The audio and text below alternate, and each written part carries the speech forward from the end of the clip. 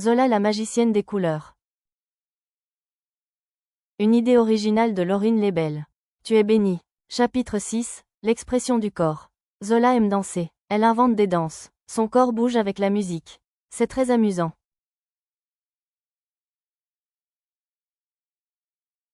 Zola la magicienne des couleurs.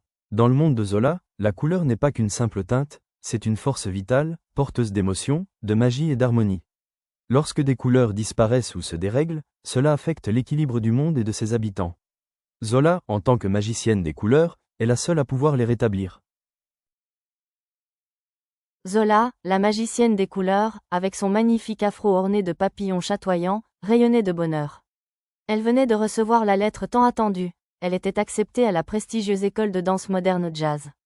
Son cœur battait la chamade à l'idée de fouler les parquets, d'exprimer toute la palette de ses émotions à travers le mouvement. Dès le premier jour, Zola a ébloui ses professeurs et ses camarades. Sa souplesse innée lui permettait d'effectuer des mouvements d'une grâce incomparable. Son agilité était telle qu'elle semblait flotter, chaque pirouette et chaque arabesque exécutée avec une légèreté aérienne. Sa silhouette élancée, digne d'une princesse africaine, ajoutait à son allure déjà majestueuse. Mais Zola n'était pas seulement une danseuse exceptionnelle. Elle était aussi incroyablement intelligente, avec une curiosité insatiable pour le monde qui l'entourait. Et puis, il y avait sa voix. Une voix d'une pureté et d'une puissance rare, capable de transporter quiconque l'écoutait.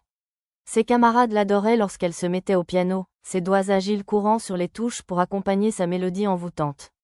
Jour après jour, Zola a travaillé sans relâche, alliant sa passion pour la danse, son amour pour la musique et son intelligence. Elle a appris, exploré, et s'est épanouie, devenant bien plus qu'une simple élève. Elle était l'inspiration de l'école, la preuve vivante que la magie existe quand on poursuit ses rêves avec passion. Très vite, le talent de Zola s'est répandu au-delà des murs de l'école. On parlait de la jeune fille aux papillons dans les cheveux, celle qui dansait comme un rêve, chantait comme un ange et jouait du piano avec une âme. Elle a été invitée à se produire sur de grandes scènes, captivant des publics entiers avec sa présence magnétique.